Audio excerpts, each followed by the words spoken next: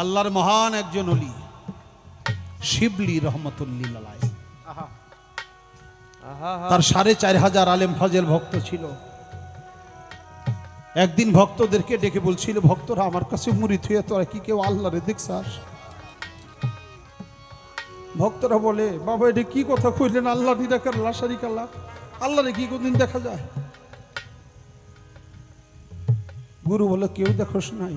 না বাবা, যেটা রাকারি নেই দেখে কি? গুরু একটা হালো একটা ভাবে ছিল। কাশেম নামে এক ভক্ত দাঁড়াইয়া জোরহাত করে চোখের পানি ছেড়ে বলছে, দয়াল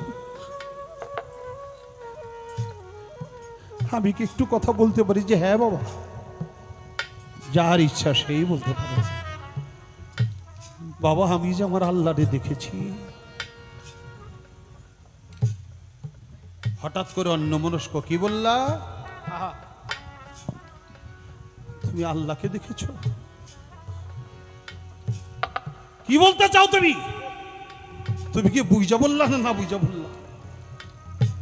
কাশেম বলে, দয়াল রে, আমি তো শুধু আমার আল্লাহরে দেখি নাই, আমি আমার আল্লাহরে যে গরম পানি করে গোসল করে দিছি।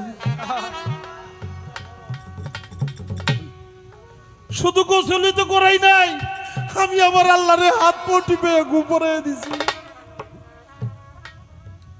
আমি আমার আল্লাহর গায়ে পাখা দিয়ে বাতাস করে দিছি। যতই বলছে, আর শিবলি রহমতুল্লিল আলাইহির চোখ দুইটা লাল হয়ে যাইতেছে, শরীরে যেমন আগুন জ্বলে, চোখ দিয়ে যেমন আগুনের ছটা বাহির হয়, এটা গুরুর জালালি ভাব।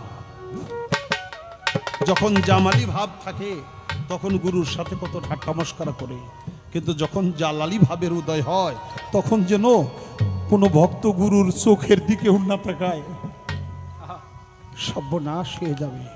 বাবা জীবনে সব পরীক্ষায় পড়েন, গুরুর পরীক্ষায় যেন কোনো ভক্ত না পড়ে। গুরুর পরীক্ষায় যদি পড়ে, সেই পরীক্ষা থেকে উত্তীর্ণ হওয়া জীবনের কিছু থাকে না। আমি আমার আল্লাহকে দেখেছি, আল্লাহকে খাওয়াইছি, আল্লাহর হাত পা টিপে দিছি, পাখা দিয়ে আমার আল্লাহরে বাতাস করে দিছি, আমার আল্লাহরে গোসল করাইয়া দিছি, আরামে ঘুম পাড়াইয়া দিছি। যখন বলে তখন কাশেম বলে, কি বলছো?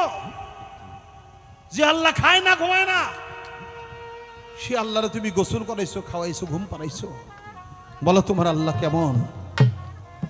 তখন কাশেম জোরহাত করে কেঁদে কেঁদে বলছে,